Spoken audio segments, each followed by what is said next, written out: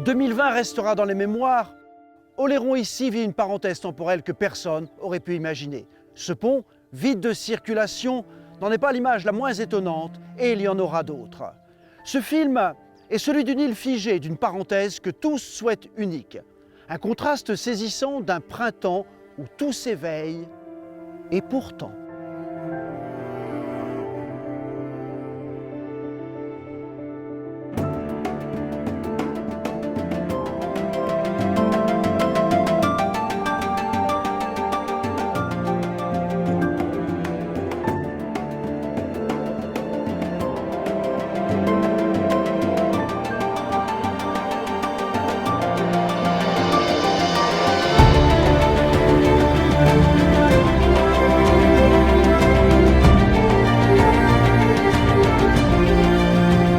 L'île d'Oléron est connue pour son dynamisme sportif, culturel et festif.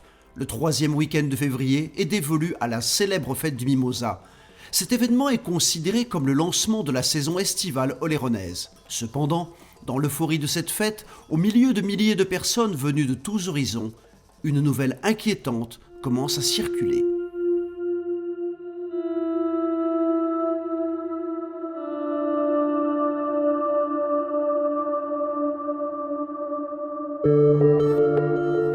Dès lundi et jusqu'à nouvel ordre, les crèches, les écoles, les collèges, les lycées et les universités seront fermés. Les regroupements extérieurs, les réunions familiales ou amicales ne seront plus permises. Se promener, retrouver ses amis dans le parc, dans la rue, ne sera plus possible. Il s'agit de limiter au maximum ses contacts au-delà du foyer. Partout sur le territoire français, seuls doivent demeurer les trajets nécessaires. Toute infraction à ces règles sera sanctionnée. Nous sommes en guerre sanitaire certes. Nous ne luttons ni contre une armée, ni contre une autre nation, mais l'ennemi est là, invisible, insaisissable, qui progresse. Et cela requiert notre mobilisation générale. Jamais la France n'avait dû prendre de telles décisions, évidemment exceptionnelles, évidemment temporaires, en temps de paix. Cet effort que je vous demande, je sais qu'il est inédit, mais les circonstances nous y obligent. Le président de la République met un coup d'arrêt au pays. Oléron n'y échappera pas. Rester chez soi, oui, mais où ? Ceux qui ont le choix d'une résidence pour leur confinement ne vont pas hésiter longtemps, ce qui va faire causer. On a vu effectivement des personnes qui sont arrivées sur Oléron et qui ne sont pas oléronais parce qu'ils sont propriétaires résidence secondaire ou parce qu'ils sont en vacances ou autre, mais c'était avant le confinement, avant le 15 mars. Il y en a même qui sont venus voter et qui sont inscrits ici. Et ils sont restés bloqués. Parce que pour le coup, le confinement pour eux, c'était « je ne bouge pas ». Bah oui, on s'est enfermé, on a fait quelques courses et puis on s'est enfermé, on s'est confiné, comme on l'aurait fait partout ailleurs. Du point de vue d'Oléron, quand on voit arriver les Parisiens, on comprend le sentiment. C'est-à-dire qu'on voit des gens qui viennent d'une zone contaminée, qui sont potentiellement porteurs. Moi, je venais avec des enfants. Donc nous, tout de suite, dans les premiers jours, on a fait très attention. Donc les enfants ne sont pas sortis, c'est moi qui suis allé faire les courses, qui ai utilisé les gestes barrières. Et nous, on n'a pas du tout senti d'animosité. L'autre jour, ma femme est allée à Saint-Pierre faire des courses. Elle a suivi une voiture, grillé un stop, grillé les feux. Elle a grillé un stop là. C'est tout et n'importe quoi. Mais c'est pas un 17. C'est tout des estimants qui sont là, qui se défoulent. Quand les gens ont une résidence secondaire ici, ils ont autant le droit de venir qu'eux qui habitent ici à l'année. Enfin, je veux dire, ils sont là peut-être depuis des générations en résidence secondaire. C'est pas une raison pour aller taguer leur voiture ou leur crever les pneus, comme ça a été le cas, je crois, sur le sud de l'île ou sur l'île de Ré, quoi. Moi, je veux pas attraper le virus. Pour moi, les gens qui arrivent, parce que même la zone verte, elle n'est pas à 0 cas. Donc, moi, je dis que pour moi, c'est un peu chacun chez soi. On a toujours vécu avec des personnes qui venaient sur Oléron. L'île d'Oléron a évolué, a une dimension expansionniste, économique, touristique. On a une chance d'avoir du tourisme et en plus d'avoir un territoire qui le mérite et qui est exceptionnel. À l'inverse, mais si demain on devait être ramassé par des grosses vagues, par des submersions et qu'on devait disparaître, on serait tellement heureux d'être accueillis ailleurs avec des personnes qui sont sur le continent et qui seraient contents de recevoir des Oléronais qui sont en souffrance. Donc je pense qu'ils sont légitimes à venir dans la résidence secondaire dès lors qu'ils ne font pas des allers-retours avec leur résidence principale et qu'ils jouent le jeu du confinement comme les autres. Et je me suis retrouvé bloqué, j'ai pas pu rentrer à Paris. Un monsieur qui est arrivé là vers moi, il me dit « Ça va, vous êtes bien ici ?» Je dis « Oui, ça va, tout va bien, impeccable. » Il me dit « Mais vous savez qu'ici, vous n'êtes pas chez vous ?» C'est une région où on vient régulièrement, toutes les périodes de l'année en fait, donc on connaissait bien l'endroit.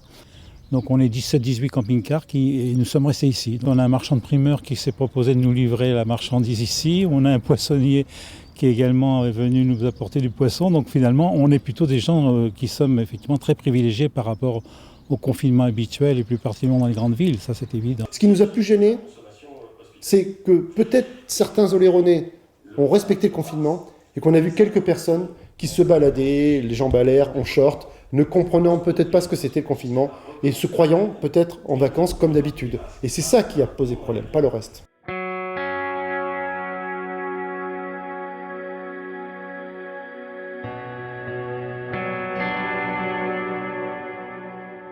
On ferme. Les rideaux de fer ne se relèvent pas. Ce qui semble à peu près normal un dimanche va se révéler un choc le lundi matin, alors que la vie devait reprendre son cours normal. Plus rien. Silence. Les effets de cette annonce marquent les esprits. Oléron entre dans un tunnel. On est samedi soir et je reçois un SMS d'un collègue qui me dit « Attention, fermeture des restaurants ». Regarde sur BFM, le Premier ministre vient de prendre la parole. Je regarde le Premier ministre et effectivement, j'entends qu'on doit fermer les restaurants, on doit fermer les piscines, les centres de thalasso. Et ici, l'hôtel sans restaurant, ça ne sert pas à grand-chose. Du coup, fermeture de l'hôtel. On est tous très surpris, c'est très violent, c'est inattendu, mais obligé de faire. Tous les commerces insulaires vont être impactés. Et personne ne saurait dire pour combien de temps. Alors qu'une belle saison se profilait, cet arrêt brutal bloque toute la machine économique. Pourtant, certains ne se résignent pas. Parce qu'on a envie de continuer, on se bat pour continuer. Parce que dans notre métier, je pense que c'est un endroit important. Un bar, un bistrot, un restaurant, un commerce d'une manière générale. C'est des endroits où les gens se rencontrent, les gens vivent.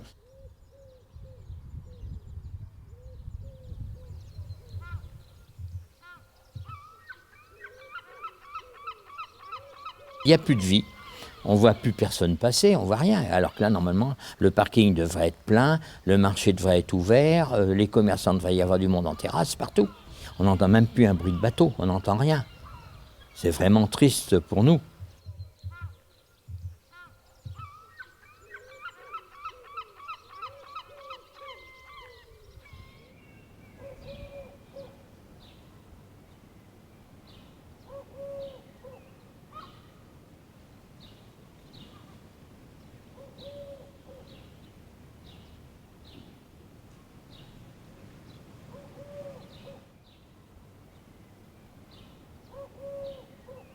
Bon, on n'a pas encore vu de sanglier dans la rue, mais ça devrait pas tarder si ça continue. Ce calme surprend. Les réactions sont diverses, de la sidération pour certains, une angoisse pour d'autres. Mais il y a aussi des Iliens qui y trouvent une part de bonheur, de sérénité. Bah là, c'est pas mal, tu as vu les mouettes, les bateaux, ça sent bon. Non, j'aime bien. Le confinement, tu sais, quand on a la retraite, quand on habite seul, eh ben, on est souvent... J'avais un peu l'habitude, j'ai des bouquins, ça va moi. Je souffre pas trop du confinement. Ce que je souffre, c'est pas de voir les autres.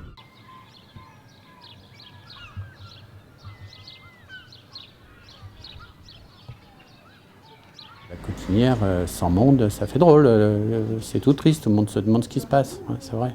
Bon, habitant là l'hiver, là, comme il y a eu la crise, je suis parti souvent de fois sur le port, je me disais mais c'est pas possible, mais bon, quand on voit à la télé les grandes villes qui sont aussi où on découvre les monuments comme Paris et tout ça, on se dit ben oui, c'est un événement exceptionnel. Connu pour son effervescence permanente, le port de la Cotinière ne désemplit jamais entre touristes et professionnels. Là encore, on en a le souffle coupé dans ce poumon économique. Et ce poumon a été atteint par ce virus. Donc, au premier temps du confinement, des pêcheurs ont été fortement pénalisés puisque les cours se sont effondrés. Ils ne savaient pas non plus s'il fallait partir en mer. La filière d'acheteurs, les poissonniers, les marailleurs n'avaient pas forcément aussi de visibilité par rapport à cette filière. Donc ça s'est arrêté. Le port s'est arrêté. C'est une première. Généralement, on le vit pendant des tempêtes. Mais là, en plein beau temps, il y avait de la pêche, la ressource était là. L'activité s'est arrêtée subitement. L'annonce a été claire, confinement strict. Nous, on pouvait continuer à aller à la mer. Moi, on a préféré stopper vu qu'on pêchait du poisson de ligne qui est surtout destiné aux restaurateurs et à l'exportation. Vu que tout était fermé, la décision n'a pas été trop dure à prendre. Il n'y a pas que la vie quotidienne qui en subit les conséquences. Les travaux du nouveau bassin connaissent un ralentissement et cela va se répercuter dans l'avenir. Plus le report sera loin dans la saison, plus on risque de se retrouver avec des conditions météorologiques qui seront impactantes, par exemple sur le prolongement de la jetée. Et ça, on n'en connaît pas exactement tous les tenants et les aboutissants. Cette vague pandémique a également des répercussions sur la filière nautique. C'est une ambiance particulière, une période où d'habitude, avec les beaux jours, le port se met un peu à grouiller, on trouve des couleurs sur l'eau avec les voiles, les bateaux, de la vie. Là, on se retrouve à avoir un temps magnifique et une zone déserte. On a l'impression d'un endroit presque abandonné. Actuellement, normalement, les bateaux ne peuvent pas arriver parce que, de par le confinement, ils n'ont pas le droit de naviguer. Alors, il y a quand même des autorisations qui sont données éventuellement à des professionnels pour faire du transit de bateaux. Et on a forcément des interrogations. Et si une personne nous appelle pour savoir avoir des renseignements sur son bateau, nous proposons d'envoyer un agent voir le bateau et de l'informer s'il y avait un problème. Ce qui frappera plus encore est de voir ces écoles fermées. Ces lieux de vie réduits désormais à un silence pesant. Les jeux, les rires, les cris pointus de toute cette jeunesse se sont évanouis. Les rendez-vous de sortie de classe où les parents se retrouvent n'ont plus lieu d'être. Lourd à porter pour les enfants et les enseignants. Dès la première semaine, dès la fin de la première semaine de confinement, j'étais en relation avec mes équipes et je leur ai dit d'un petit courriel, les cris des élèves me manquent. Voilà, et donc derrière, voilà, ça fait maintenant quelques semaines. Donc s'il me manque au bout de la première semaine, voilà, il me manque encore plus. Quant à la culture, c'est l'arrêt total. Les cinémas attendront la prochaine séance. Pour les spectacles, on ne joue plus. Les guichets sont fermés. Du jour au lendemain, le week-end de mi-mars, j'avais 2 prestations avec la même compagnie d'affilée. On a joué le vendredi, on a annulé le samedi et depuis plus rien. Pas d'artistes qui exercent, pas de spectacle, donc pas de prestations techniques. Non, ça ne se rattrape pas. Non. Ça ne se rattrape pas. Là, on a une aide de solidarité qui nous assure un salaire, à peu près.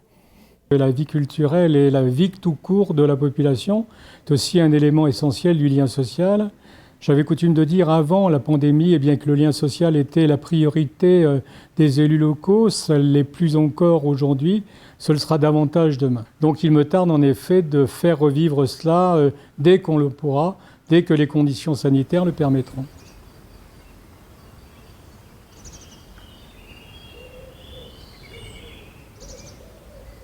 Certaines structures ne se ferment pas qu'en tournant une clé, en abaissant une grille. Le redémarrage sera sans doute plus long à mettre en œuvre. Ça a été une gestion technique, à savoir mise en veille de l'établissement. Donc on a mis en hivernage tous les bassins, on a coupé le maximum de machinerie pour limiter les charges, tout simplement. Voilà, depuis ce temps-là, depuis le 14 mars, on attend une possibilité de réouverture.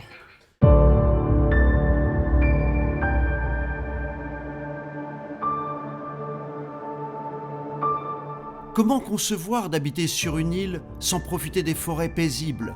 Comment imaginer ne pas pouvoir se promener, courir sur les immenses plages, écharpes dorées bordant un infini océanique? Et pourtant, tout cela devient inaccessible.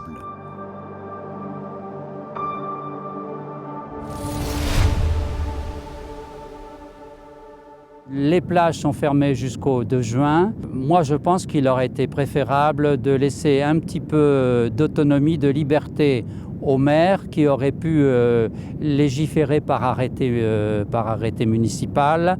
Et il est bien évident que si l'on réfléchit, rien que pour les promenades en forêt ou sur la plage, les espaces sont tellement grands qu'il n'y avait pas de risque de rassemblement, de promiscuité. Nous ne sommes pas confrontés à des plages urbaines avec un afflux de population.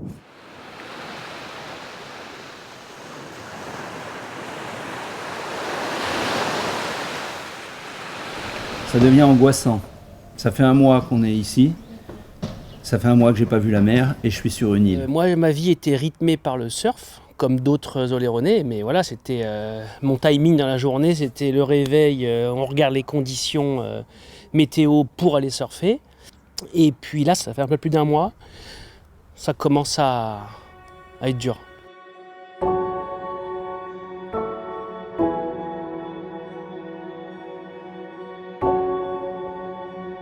Le viaduc, ce passage obligé, est l'objet d'une surveillance constante.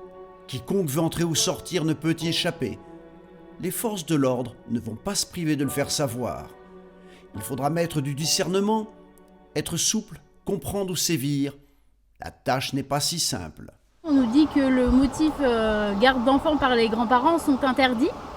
Je ne sais pas d'où c'est interdit, donc on est bloqué là pour savoir si on n'est pas en tort ou pas d'être revenu chercher nos enfants qui étaient confinés ici depuis le début du confinement. Donc je vais vous verbaliser. Je vais vous demander votre pièce d'identité, s'il vous plaît. Je peux les comprendre aussi, mais là, nous, on fait rien de mal, on fait juste la récupération de nos enfants. Il faut tenir le pont tous les jours, il faut faire du contrôle très fréquemment. Chaque situation est particulière, on essaye de s'adapter au mieux pour chaque situation. Pour verbaliser quelqu'un, je pense qu'il faut se mettre à la place de la personne et se dire qu'est-ce qu'on aurait fait à sa place. Et on juge après savoir si on verbalise ou pas. 4 fois par jour, on se fait arrêter pour se faire contrôler. Ah, et ils ne vous reconnaissent pas? Non, parce que c'est jamais les mêmes. La liberté de déplacement sur Oléron comme partout est soumise à des contrôles. Sur l'île, la vie est restée insouciante si longtemps. L'atmosphère devient pesante, les insulaires vont avoir quelques difficultés avec ça. Alors en ce qui concerne les forces de gendarmerie, notre travail a été essentiellement axé sur le faire respecter notamment le confinement, avec des contrôles réguliers et notamment sur le littoral, puisque forcément les plages ayant attiré un petit peu les convoitises et les beaux jours arrivant juste après justement au début au niveau du confinement, il a fallu qu'on veille un petit peu à ça. Les consignes du confinement n'ont pas forcément été respectées par certaines personnes sur le littoral, donc on a été intransigeante assez rapidement. Il a fallu verbaliser malheureusement, mais c'était assez minime et dans l'ensemble, je vous dis, les Oléronais ont été assez respectueux des consignes données. J'ai ma chienne qui fait ses besoins, je ramasse ses besoins et on n'a pas d'autres poubelles que les poubelles qui sont en bordure de littoral. Donc je prends les besoins, je vais les porter dans la poubelle en bordure de littoral et à croire qu'on s'était donné rendez-vous avec une brigade de gendarmerie où ils étaient 3 en vélo. Ils m'ont vu sur l'esplanade où il y a les poubelles. Et ils m'ont verbalisé. Je trouve ça bête, parce que la route c'est quand même un endroit où les voitures passent, et c'est plus risqué de se mettre là que se mettre ici. Qu'est-ce que ça change? On n'est pas sur la mer, on est sur un trottoir.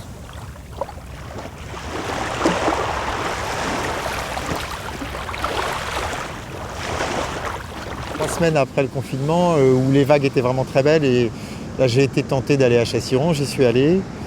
Et à la sortie de l'eau, j'étais accueilli par 4 gendarmes, très gentiment, très courtoisement. Et je me suis excusé tout de suite qu'ils déplacent 4 gendarmes pour moi, qui étaient seuls dans l'eau. Donc ça s'est bien passé, mais ils m'ont bien expliqué que j'avais joué et que j'avais perdu. Donc j'ai eu plusieurs amendes pour plusieurs infractions. Dans ces moments de confinement, c'est nous donner beaucoup plus que d'autres n'ont pas. Donc je trouve normal qu'on soit tous au même... Je crois qu'on a la chance d'être dans une île quand même qui est merveilleuse, avec un site merveilleux dont on ne peut pas profiter. Et je crois que les gens souffrent de ça. Si on voit bien, moi qui suis Saint-Trojanais et qui côtoie l'ensemble de la population, c'est ce qui se passe en réalité. Ils ne comprennent pas que les plages soient fermées, que les bords de digues soient interdits, que les grands sentiers forestiers soient interdits. On a fait beaucoup de pédagogie par rapport à ça. C'est vrai que quand vous voyez des espaces verts comme ça donne envie forcément de se promener. Mais actuellement, c'est interdit, hein, jusqu'à dimanche en tout cas. On est vigilant par rapport à ça également.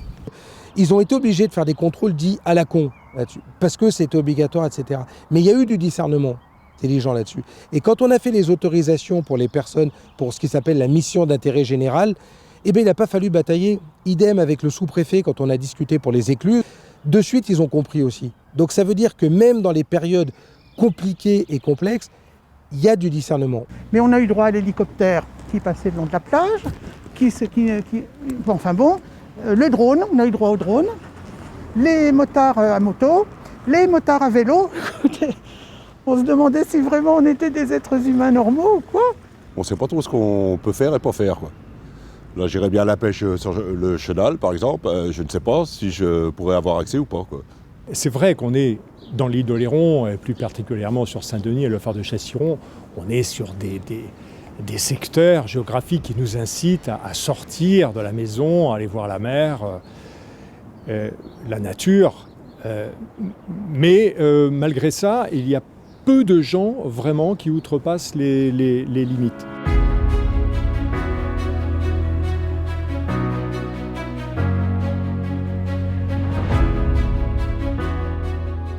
Passé le cap de la sidération, il faut réagir, s'adapter. Les services publics, en tout premier lieu, ne peuvent s'arrêter. Tout doit être mis en place et s'organiser dès le lundi. Le 16 mars, première fois qu'on connaît ça dans une vie, le confinement total et les services publics qu'il faut assurer, coûte que coûte, pour que les gens puissent continuer à vivre. On a maintenu en présentiel, en physiquement opérationnel, les services de collecte des déchets, parce que ça, c'est évidemment, on ne peut pas l'interrompre. On a assuré des services minimums pour les personnels soignants en garde d'enfants, donc crèches et centres de loisirs, aux côtés des écoles qui ont aussi pu assurer ce type de service. Et puis on a continué à déterminer les priorités. Qu'est-ce qu'on pouvait reporter, qu'est-ce qu'on devait annuler, quel impact pour les entreprises. Certains ont pu continuer à travailler dans de bonnes conditions en télétravail parce que leur métier le permet et n'ont qu'une envie, c'est de pouvoir revenir à la normalité, ce qui ne sera pas le cas avant plusieurs mois, clairement. On va continuer le télétravail pendant plusieurs mois. Quels sont les horaires d'ouverture au public qu'on a retenus? Quels sont les horaires des agents? Parce qu'il y a des rotations d'agents. Si l'enveloppe budgétaire qu'on a allouée pour les travailleurs saisonniers, si on la maintient, on va plutôt aller s'orienter sur des recrutements en ce style pour pouvoir entretenir le bord des routes, ainsi de suite. D'abord, il y a beaucoup de réunions que l'on fait par téléphone, d'échanges par mail ou en visioconférence ou en audioconférence. Là, par rapport au conseil communautaire, j'ai souhaité maintenir un bureau communautaire toutes les 2 semaines, le mercredi après-midi. On a eu une petite période de flottement. Dès que le confinement a été donc officialisé, et on a décidé petit à petit de remonter en puissance et de se remettre au travail. Alors évidemment, il a fallu établir un cahier des charges assez strict par rapport déjà aux recommandations et ensuite qui concerne en fait la sécurité de nos employés. Les entreprises, les commerces qui resteront ouverts vont réagir.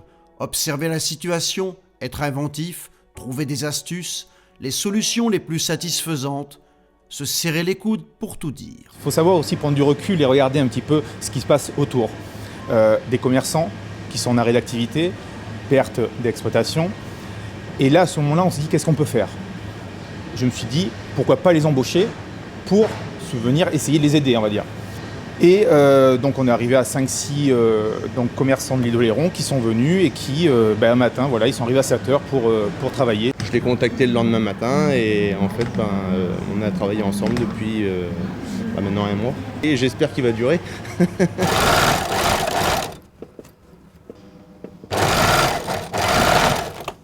Quand le confinement a commencé, j'ai cru comprendre par les réseaux sociaux que les soignants manquaient de masques et je me suis dit c'est peut-être comme ça que je peux être utile.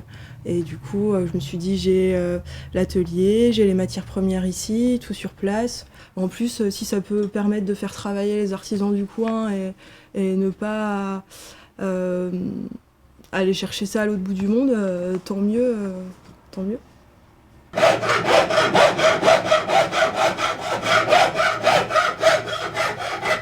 Voilà, on est chez nous, on est confiné, de quoi on a envie pour être bien.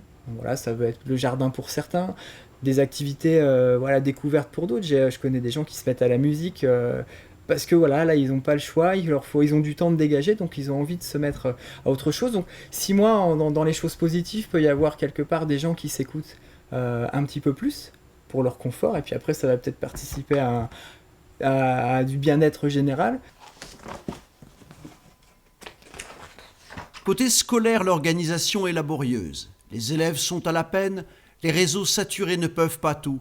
Mais les jeunes sont astucieux et les parents font un travail d'équilibriste. On doit rendre des DM qu'on n'a pas eu, qu'on ne nous a pas expliqué comment on doit faire. On n'a pas eu les cours dessus, mais on doit rendre des évaluations qui correspondent. On ne sait pas trop comment on doit faire, du coup on essaie de s'entraider au maximum. Et on essaie de faire le maximum, de rendre nos devoirs en groupe. Parce que sinon, on peut pas s'en sortir. Bon, t'es prête pour notre séance de sport tout à l'heure, hein ? Oui, 18h. En ce moment, la plage, c'est pas possible. On peut pas s'aérer avec nos copines comme on le fait d'habitude. Et c'est pour ça que d'être juste devant chez soi et de pouvoir faire du skate, ça permet de changer les esprits plutôt que de rester chez soi enfermé. Bon, au début, on le gère comme on peut. On attend les mails des maîtresses. On essaye de bien faire, de garder le rythme. Et après, au bout de 2-3 semaines, ça s'étiole un peu, on en profite, on se lève un petit peu plus tard, donc on les décale. Et donc, bon, ça s'est bien passé, mais j'ai trouvé ça assez difficile. Beaucoup de parents qui me disent, mais reprenez-moi mes enfants, je n'en peux plus. Je me suis aperçu que le métier d'enseignant, c'est pas le mien et c'est extrêmement compliqué. Le dernier lieu de convivialité, le cœur de la vie est le marché. Le maintenir un devoir, il est impossible qu'il s'arrête. Ses atouts sont énormes, la proximité, les produits frais locaux. Sur Oléron, on va se battre pour eux et les clients vont s'en ravir. Les gens sont très contents d'avoir des choses fraîches, de chez tous les marchands, que ce soit légumes, que ce soit viande, produits de la mer, ça leur fait du bien. C'est que cette période est plutôt irréelle et en fait on y vient quand même avec plaisir, mais avec un peu moins de plaisir qu'avant. C'est clair qu'on peut plus, quand on voit des amis, on peut plus aller discuter avec les amis, etc. Donc c'est presque une tentation frustrante parce qu'on voit les gens, on ne peut pas trop les aborder. Et donc on vient pour faire travailler les fournisseurs locaux. Mais heureusement que le marché du château est là. C'est super parce que le marché a une réputation digne de ce nom et c'est vraiment super que ce marché soit ouvert 3 jours par semaine, c'est clair. C'est beaucoup moins sympa. Les commerçants doivent attendre, la situation est parfois un petit peu tendue, donc oui, il y a toujours un stress chez les gens, chez nous, enfin chez moi aussi, qui fait que on est quand même un petit peu inquiet. En plus, il y a toujours la psychose des gens qui viendraient de l'extérieur. Bon, ça c'est quelque chose qui est là. Ça choque, puisque le dimanche, il n'y a pas de marché, et le reste du temps, il faut faire la queue un peu partout, et il n'y a pas énormément de monde. Sur Oléron, on se croirait comme dans un lieu privilégié quand même. Ce qui manque, c'est de ne pas pouvoir prendre son petit café après avoir acheté son poisson et ses légumes. Le marché fonctionne, les boulangeries sont ouvertes, les caves à vin sont aussi ouvertes et ça c'est important.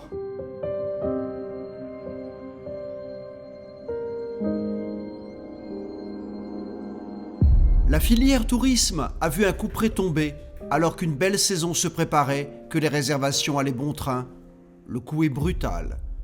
Cette machine économique, cependant, ne s'arrête pas comme cela. Il faut garder le lien avec les clients, les rassurer, envisager l'avenir. Nous avons été obligés de fermer l'établissement.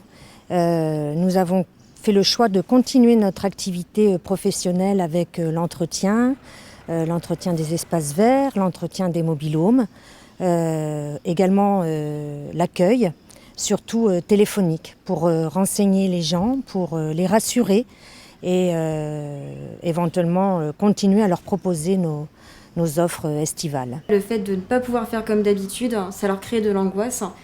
Et nous, on est là pour les rassurer, pour leur dire que tout se passe bien et que tout sera prêt quand ils pourront revenir. Si la situation ne se débloque pas, j'arrive même pas à me À me l'imaginer, je ne vois pas comment c'est possible en fait. Lorsqu'on a un effet saison, effectivement, on travaille de Pâques jusqu'à septembre.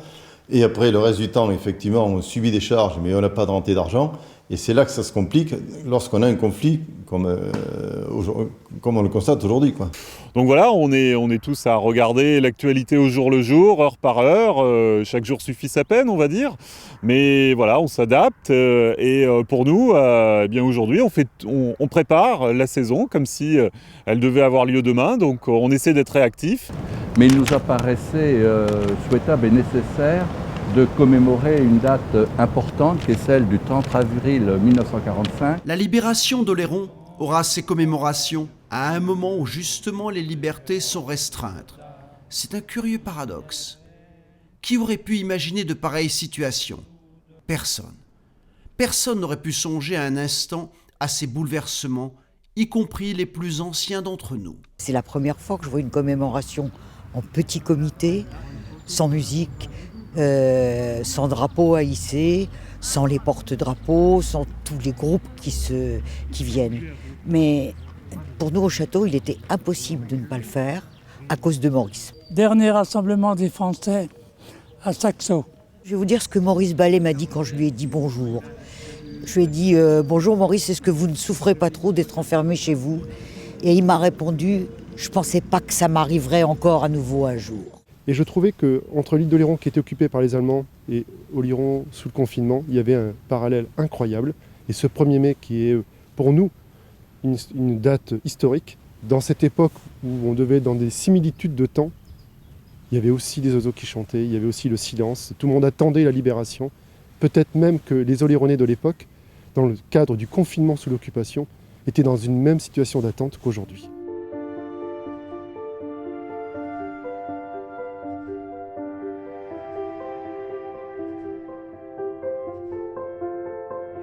L'adaptation s'est tirée parti de cette situation exceptionnelle. Cette parenthèse met en évidence, selon nos sensibilités, des moments rares auxquels on ne pensait pas. Prendre le temps d'apprécier la nature, les senteurs, le silence, de goûter à ces petits bonheurs de la vie. Je crois qu'on retombe de plus en plus amoureux de notre métier.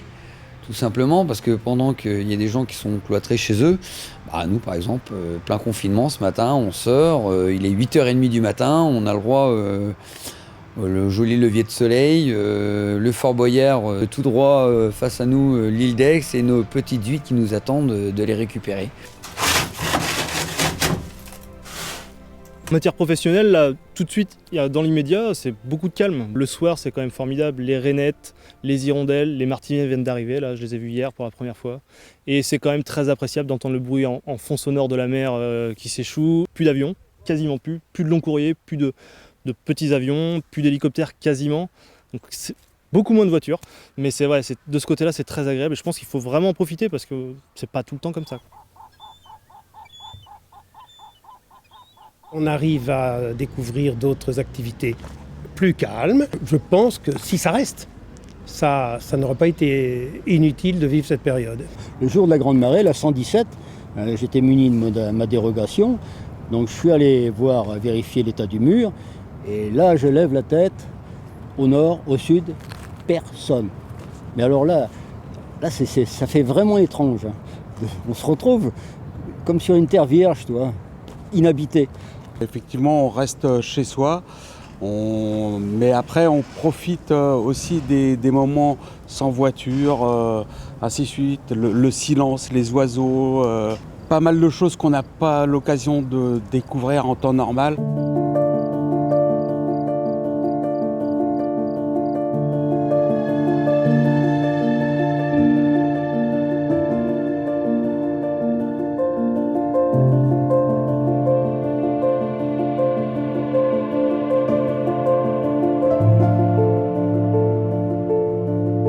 Le confinement sur Oléron se vit sans doute mieux qu'ailleurs, et il y a des disparités sur l'île selon où on habite. Nous avons peut-être trouvé là le must du genre. Oui, j'étais bien content, suite au confinement, d'être ici, parce qu'on est vraiment présent à la nature. Et c'est magnifique, vu l'emplacement du terrain et de la maison, et qu'on peut profiter de la vue de la mer. les gens redécouvrent autour de chez eux des petits chemins, des murets de pierre, des vieilles maisons aussi. Combien de personnes, j'habite Arceau par exemple, combien de personnes à Arceau, moi le premier, ont vraiment pris la peine de prendre les rues les unes après les autres, de regarder les pignons des maisons, regarder les volets, regarder comment elles sont bâties, depuis quand elles sont là? Très peu. On y passe, on revient, on repart, on est pris par son travail, on n'y fait pas attention. Et là, cette période de confinement, je pense, a permis, dans l'obligation quelque part, puisque on ne pouvait pas aller plus loin, donc on restait confiné dans un rayon d'1 kilomètre, eh bien, permettait de se dégourdir et puis en même temps, pour les esprits curieux, de regarder un petit peu ce qui se faisait autour d'eux. Et je pense que c'est quelque chose qui va rester.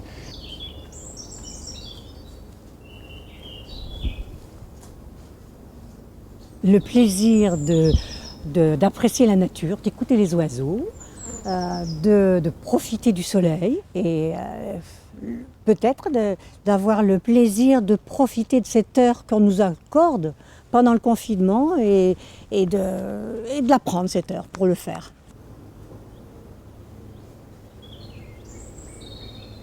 Il n'y a pas d'âge pour comprendre combien il est important de goûter ce que l'on a.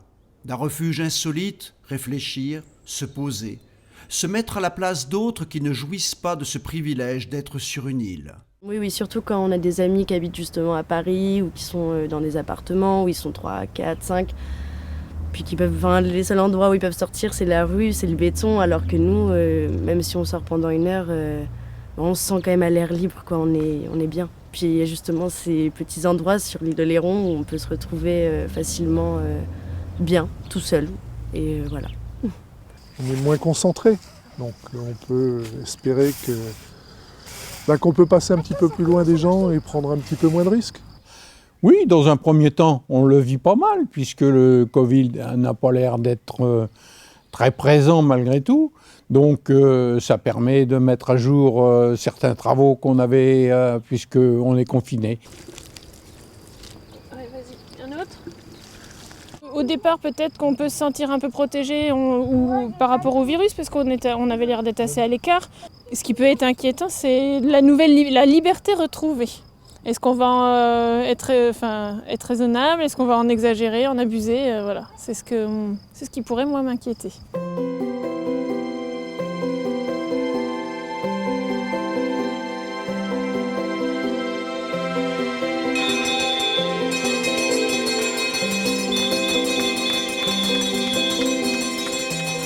Dans le silence général, des bruits étonnants retentissent. C'est là le témoignage auditif des insulaires. La distanciation sociale va resserrer les liens et la solidarité va jouer à plein. La rue est très animée le soir à 20h. Tous les voisins ouvrent leurs fenêtres, on fait de la musique, on tape dans les mains, on chante, on se parle. Cette reconnaissance que les patients ont vers nous, parce que c'est vrai qu'avant le confinement, j'ai été confrontée quelquefois à l'agressivité des personnes et on n'est plus du tout dans le même contexte, on n'a plus réellement le même type de patient qui vient aux urgences. Nous autres, les médecins à Oléron, on s'est groupés pour offrir aux Oléronais une consultation dédiée aux suspects de coronavirus. On ne les reçoit plus dans nos cabinets médicaux, on les reçoit à la maison médicale rue Karine-Hénat, dans un espace dédié. La première semaine, ça nous est tombé dessus, on a fait comme on a pu, on a appelé les mairies pour des chaises dans les salles d'attente en plus ou dehors. On a essayé de trouver des solutions, on en a discuté entre nous au téléphone les uns avec les autres. Et puis au bout d'une semaine, se rendant compte de cette difficulté, on s'est dit, il y a la maison médicale de garde. Par contre, comme partout, il y avait un vrai problème avec les masques FFP2, il ne faut pas se leurrer, Oléron comme ailleurs. On a eu là encore une solidarité extraordinaire. Les masques que nous avons utilisés venaient des fonds de stock de 2010, de la grippe H1N1, et étaient entreposés, une partie pour la Comcom, une partie, voilà. Donc, solidairement, ils nous ont ramené des vieux cartons de masques qui étaient très bien conservés, qui étaient propres, mais qui étaient périmés depuis. Voilà. Les services municipaux sont sur le pied de guerre pour organiser les distributions de masques tant attendues, recevoir les administrés dans les meilleures conditions possibles. C'est 2 jours de distribution en salle polyvalente et les personnes pourront appeler en mairie pour qu'on leur livre les masques à domicile quand elles ne sont pas en capacité de se déplacer. On vous distribue les masques du conseil départemental. Ce sont des masques que vous pouvez réutiliser. Hein. Le fait de faire participer les jeunes de la commune à la distribution, c'est une action citoyenne et ça permet aussi de sensibiliser et de faire prendre conscience à tout le monde de l'importance de la mission et de la démarche. Je dois avoir un rôle pour aussi rassurer les gens. La mise à disposition de masques, pour moi, c'est essentiel. Ouais. Même si je ne suis pas convaincu de leur utilité. Je pars chez les personnes, je les aide à la maison. Et en plus du travail habituel, on fait toutes leurs courses à l'extérieur. Je vais à la pharmacie, courses, boulangerie, enfin tout ce qu'ils faisaient avant et qu'ils ne font plus. J'allais voir ma voisine pour savoir comment elle allait. Et par-dessus le grillage, en sonnant, comment tu vas, est-ce que tout va bien. Les autres sont sortis. Et moi j'ai dit, il faudrait qu'on ait un système de communication tous ensemble. Et c'est là que la petite jeune qui habite à côté, Elodie, a dit, moi je fais un WhatsApp, il n'y a pas de souci, on va faire ça. Les maires devront alors présenter un dispositif et des aménagements suffisants pour garantir la distanciation physique. En fait, j'ai eu des nouveaux clients qui n'avaient pas l'habitude de venir ici. J'ai eu des clients qui m'ont appelé pour faire des commandes et pour se faire livrer. Des clients qui sont plus ou moins argentés et qui ont l'habitude d'aller à Saint-Pierre, dans les plus grandes surfaces, parce que ça leur coûte moins cher. Et ça, c'est tout à fait normal. Et donc, en fait, oui, c'est vrai, ils sont venus ici plus souvent. Et donc, je leur dis merci par ce biais-là. Sur Oléron, on retrouve cette proximité avec les gens. Là, les gens, ils s'intéressent au petit commerce et ils viennent aider le petit commerce. Ouais, entièrement, tous les commerçants. Parce que là, on est mal barré. Les gens nous disent on a besoin de revoir nos petits commerçants, on a envie de contact avec les gens. Et oui, on sent qu'ils ont envie de sortir et de nous revoir surtout, voilà. Et nous, du coup, ça nous fait plaisir. Donc il faut revenir à quelque chose d'assez simple et de basique, c'est-à-dire d'acheter à des gens qui nous côtoient, qui sont nos semblables et nos concitoyens locaux. Voilà, tout simplement.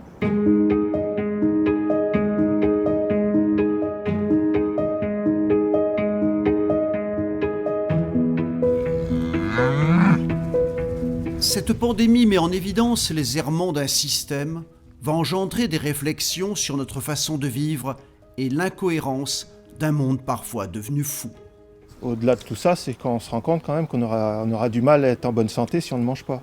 Et là, je pense que les gens, manger, c'est avant tout être en bonne santé.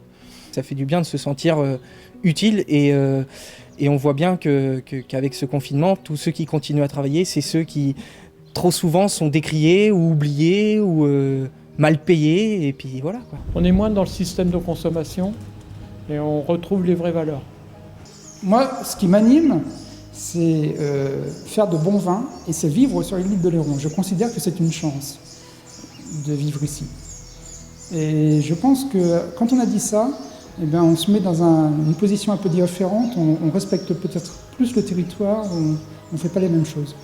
Je pense qu'on doit être un peu débiteur par rapport au territoire aussi, qui nous rend beaucoup de choses. Je pense qu'il va falloir promouvoir le circuit court. Je pense que tout ce qui était de la vente, même sur les marchés, je pense que ça va. Les gens veulent retrouver le producteur en face d'eux. Nous sur l'île d'Oléron, on a tout. On a des producteurs de viande, des producteurs de poissons, enfin des pêcheurs, on a des ports de la Cotinière, et on a des maraîchers. Donc je pense que même si on coupait le pont, on arriverait quand même à manger, on arriverait à vivre. Alors peut-être pas comme tout le monde voudrait, mais on arriverait à manger, on survivrait, on va dire. Les légumes se vendent actuellement vis-à-vis de la crise, pour la raison que à la télé, achetez vos légumes, allez au marché, achetez vos légumes, allez directement chez les producteurs acheter les légumes. Ça c'est très bien. Nous, une personne à Paris ne va pas prendre son vélo pour venir acheter des huîtres à Marne-Oléron, ça c'est compréhensible. Quand tu étais dans la vie normale d'avant Covid, chacun a des postures. Là, quand tu as une merde comme ça qui te tombe dessus, qui arrive, faut se filer la main. Putain, attends, tu tombes, je vais t'aider. Tu vois ? Donc le mec de la COP, c'est plus le monsieur de la COP, c'est devenu Ludo. Putain, Ludo, il a été sympa, il m'a dépanné du lait. Et puis le gars d'Inter, c'est plus le gars d'Inter. C'est Florian, il dit Florian il est cool parce que du coup il a embauché le gars du château qui est obligé de fermer son resto parce qu'il lui fallait des bras pour faire le drive, parce qu'il a eu plus de 400%, je sais plus combien, de demandes du drive la première semaine.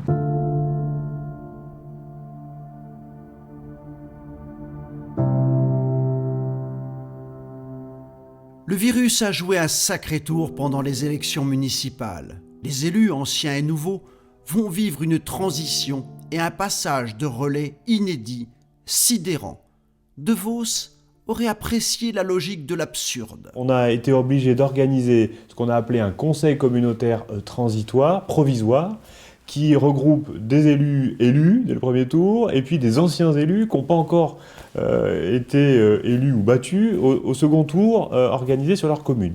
Et puis un président qui convoque des élus avec un ordre du jour, mais qui lui-même ne peut pas prendre part au vote puisqu'il n'est plus élu.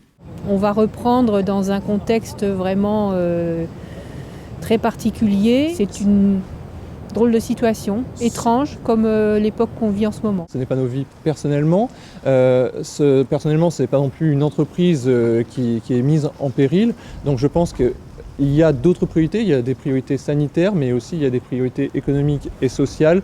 Je pense que le plus difficile en cette période-là, ça reste le doute quant à la date, quant à ce second tour, quant à la suite. Et on passe d'une période extrêmement intense de la campagne électorale, parce que c'est intense, hein, il y a beaucoup de réunions, il y a beaucoup de rencontres, et on passe à vraiment presque, on n'a plus rien du jour au lendemain, et on ne peut prendre aucune décision, et on se retrouve sans rien à faire presque. Donc c'est déjà une situation exceptionnelle. Quoi qu'il en soit, je note que l'action et le travail d'un maire est lourd en responsabilité et qu'on lui demande beaucoup de choses sans forcément qu'il dispose des moyens pour exécuter, si j'ose dire, les directives gouvernementales ou réglementaires.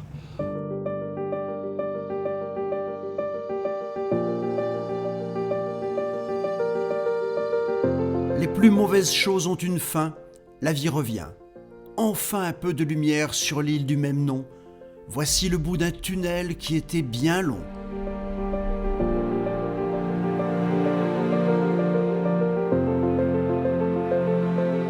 En fait, on était sur des collections d'hiver et on rouvre le magasin, il faut tout installer sur les collections été et refaire partir la machine, enfin, avec toutes les nouvelles normes qui sont quand même assez contraignantes. Sens de circulation dans le magasin, le gel hydroalcoolique et puis une cabine sur 2 pour avoir des normes de sécurité davantage qu'on n'avait pas avant, quoi. On avance dans quelque chose qu'on ne connaît pas, voilà, tout simplement.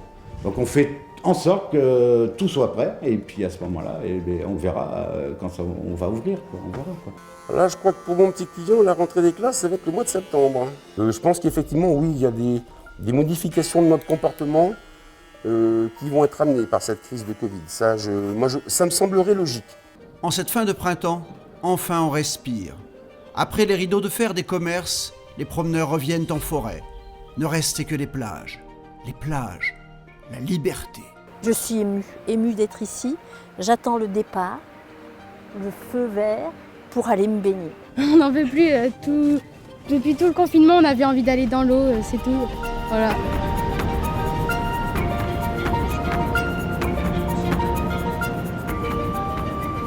Les plages donc étaient réouvertes à condition qu'un certain nombre de mesures soient mises en place. Un système de circulation depuis les racks à vélo jusqu'à la plage pour que les gens ne se bousculent pas, se croisent à distance. Et puis évidemment, il fallait missionner la police municipale pour contrôler que toutes les prescriptions étaient respectées. Tout ce qui est locaux, je pense qu'ils ont pris conscience qu'il fallait y aller progressivement pour ne pas justement refermer les plages. Donc c'est très important d'y aller tout doucement, progressivement. Et ça, je pense que la majorité des gens l'ont compris. Ça fait du bien d'être dans l'eau. Ah ouais, c'est une renaissance. On vient de là à la base. On n'y passe pas 9 mois sans avoir envie d'y retourner. Carrément, je pense que tous les Oléronais, ça leur a manqué vraiment de ne pas pouvoir aller au moins voir la plage. Et donc je pense qu'aujourd'hui, il y aura beaucoup de monde sur les plages de l'île d'Oléron. Toutes les barrières vont tomber les unes après les autres. La dernière sera celle des 100 km et espérer revoir les touristes qui apprécient tant Oléron. Après, ce qui va manquer au jour d'aujourd'hui à cette saison, si tu veux, c'est tous les gens qui ont des maisons ici mais qui sont à plus de 100 km et qu'on n'a pas en ce moment et qui sont d'habitude là jusqu'au mois de juin, jusqu'à fin juin. Et là, c'est un gros manque pour nous, quoi. En étant insulaire, on a choisi cette qualité de vie-là. Et c'est vrai que pendant 2 mois, là, d'avoir été un peu... ça a été difficile à vivre. Hein. Comment ça se passe ? Eh ben, c'est mort. C'est un avantage justement que tout soit fermé, hein, presque. Parce qu'il y a moins de monde. Les gens sont moins attirés, peut-être. Ce que j'attends du Premier ministre maintenant, c'est qu'il autorise les gens des grandes villes, les Parisiens, à revenir à l'île d'Oléron. Qu'on arrête de bloquer le pont, qu'on arrête d'embêter les gens avec les 100 km et que nos clients reviennent à l'île d'Oléron. On navigue à vue, on est dans l'inconnu la plus complète. Au niveau du personnel, on a prévu du personnel en moins. Voilà. Le personnel qui devait embaucher au mois de mars, il arrive que maintenant. Et puis là, vraiment, on navigue à vue. C'est l'inconnu. Ne manquez plus au tableau que les cris des enfants dans les cours d'école. La gestion des affaires scolaires n'est pas une mince affaire, mais tout le monde va y mettre du cœur à l'ouvrage. Déjà, on a pu leur matérialiser les choses en espaçant les tables dans les classes. Donc il a fallu très souvent enlever du matériel ou laisser une table libre entre chaque enfant. C'est passé aussi par un lavage des mains très fréquent dans la journée. Donc dès leur arrivée en classe, on les fait se laver les mains. Dans les premiers temps, le protocole sanitaire était très strict et même dans la cour, il fallait absolument respecter ces distances. Donc il a fallu inciter les enfants à jouer à d'autres jeux, à des jeux où la distance était assurée.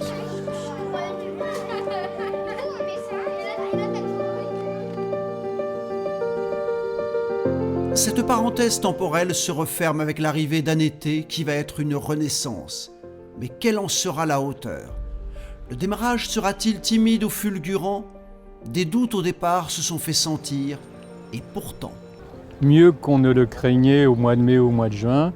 La première quinzaine de juillet, qui est en général calme, a été très fréquentée, et ensuite la deuxième quinzaine et le mois d'août ont été conformes à ce qu'on vivait jusqu'à présent. Donc globalement, juillet et août ont été tout à fait remarquables, avec des Français qui ont redécouvert la France pour beaucoup d'entre eux. Et j'ai entendu des propos très chaleureux à l'égard de l'île d'Oléron de la part de ceux qui le découvraient. La saison estivale, qui d'ordinaire se finit en pente douce, va connaître sur l'île un pic, un bouquet final étonnant, avec le passage si attendu de la grande boucle qui avait pris bien du retard à cause de cette pandémie. Et finalement, c'est en septembre, mais elle arrive quand même au bon moment parce que la saison n'est pas terminée. On n'oubliera pas cette étape de Charente-Maritime. Il y a une insularité forte et un littoral qui va être magnifiquement montré.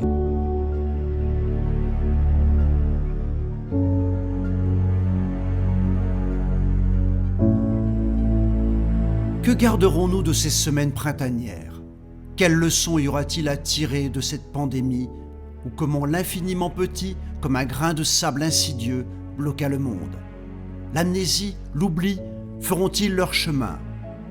L'avenir nous le dira, mais tout à la joie d'une vie enfin normale, respirons à plein poumon l'air oléronais. Vivons !